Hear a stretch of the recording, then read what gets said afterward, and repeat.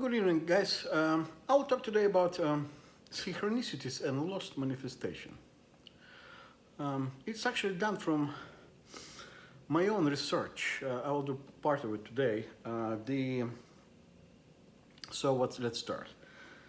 So what we have is synchronicities, as we know what they are, and manifestation. Manifestation is a reward that you're getting in a way after you pass through a specific path of things. It's not always financial, even though I was looking for one actually. And the other things is the experience that you have and knowledge that you gain. But lost manifestation, I would call it even more stolen manifestation. I will give you an example of stuff that I had for a very long time ago. I was traveling with my son and my former wife, so I didn't waste time. I didn't take anything from my own time. I was doing kind of in the parallel things. We were traveling somewhere, and at the same time, some of the things were happening.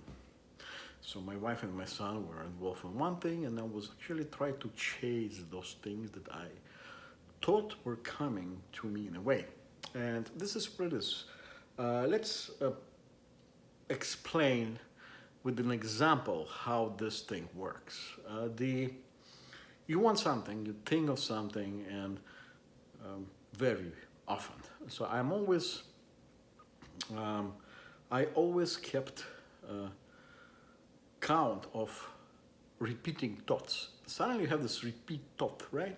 It comes up once, twice, 3 times, 4 times, and then suddenly you start realizing that there is events outside of your head are really similar. Some of them are really similar to what you're thinking about. You will say, wow, you know? And actually Carl Jung, he mentioned that this is in a way it's because of the energy. Some of the things are manifesting, but they look like you're predicting stuff, like you are foreteller of some kind. You think of specific things, and this specific thing appears like somewhere. You say, oh, somebody noticed me. It's like God listening to me, right?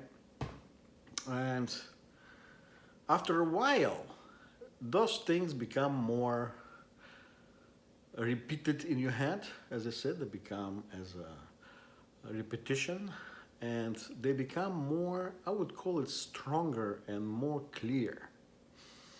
And the problem is that you think that one specific time, it's time for those things to come through in a way in your life.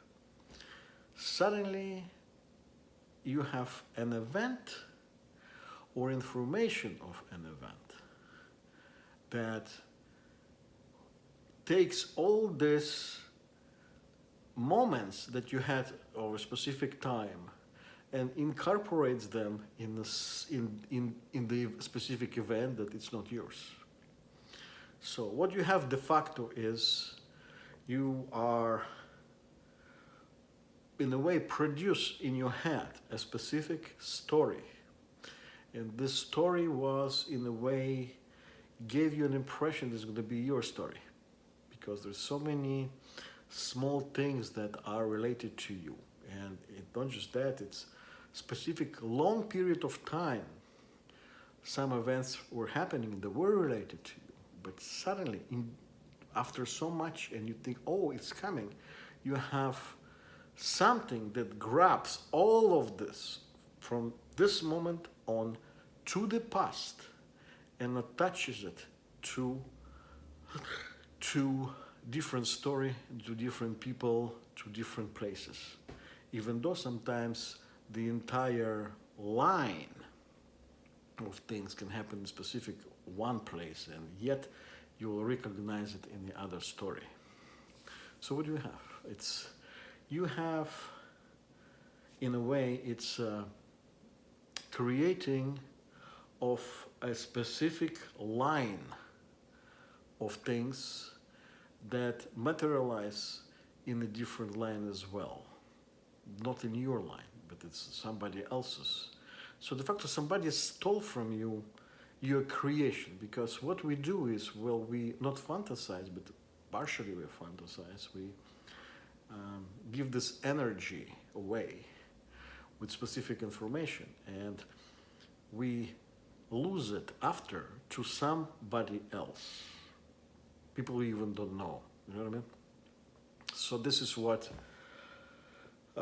stealing of manifestation can be. Who does it? I have no idea.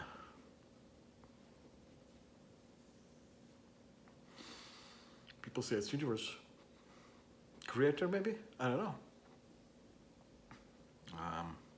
But then it's wrong, because it's in a way a form of exploitation of your ideas. You can create idea, you can create storyline, you can give it to somebody else this way that they can steal it from you, write a book, or do things. But there is something that absorbs in the universe stuff that you created and steals it from you. So the expression, what's yours, it's always yours, it cannot be stolen from you, well, it's in a way form of incorrect statement.